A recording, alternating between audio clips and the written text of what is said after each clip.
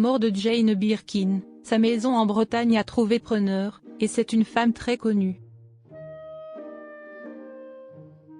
Jane Birkin est morte le 16 juillet 2023 à l'âge de 76 ans. Un an après sa disparition, sa maison de Bretagne a été rachetée par une écrivaine, comme l'a rapporté le Télégramme. Sa disparition avait endeuillé tout un pays. Le 16 juillet 2023, Jane Birkin est morte à l'âge de 76 ans. L'artiste a succombé à un AVC alors qu'elle se trouvait à son domicile parisien. En dehors de l'Hexagone, elle se ressourçait régulièrement à Lannilis, une commune du Finistère, Bretagne, où elle possédait une demeure. Au début des années 1990, Jane Birkin a acquis une résidence secondaire de style néo-normand. Baptisée Cachalou pour les prénoms de ses filles, Kate, Charlotte et Lou, la bâtisse de 460 mètres carrés comporte pas moins de 14 pièces dont 9 chambres et une piscine chauffée. Elle a été mise en vente au prix de 1,89 million € après sa mort.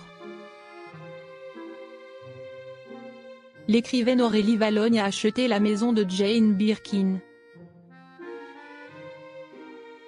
Un an après la mort de Jane Birkin, sa propriété de Lannilis a été vendue. Selon le Télégramme, l'acheteuse est l'écrivaine à succès Aurélie Vallogne, qui vivait jusque-là à Dinard, Ille-et-Vilaine. Celle-ci est notamment connue pour son ouvrage Mémé dans les orties. Si le prix d'achat de Cachalou n'a pas été communiqué, Le Figaro précise que 3 acquéreurs se sont manifestés.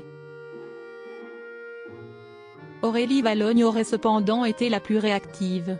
Elle aurait été séduite par la bâtisse pour son calme et sa quiétude.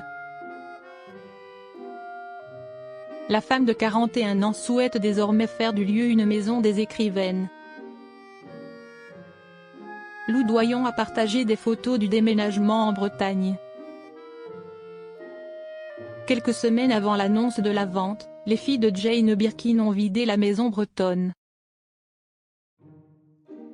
En effet, le 15 juillet dernier, Lou Doyon a partagé des photos du déménagement des affaires de l'actrice. Dire adieu. Adieu à tous les toits TS, à tous les lieux, si est dire adieu à tous les nous, à plein de mois a-t-elle indiqué sur Instagram. Un déménagement fort en émotion pour la fille de Jacques Doyon, puisque sa mère a vécu 30 années de bonheur en Bretagne. Elle a donc dû dire adieu à la propriété, son jardin de 6000 m² et son accès privatif à la Grève. Une page qui se tourne alors qu'un nouveau chapitre s'ouvre pour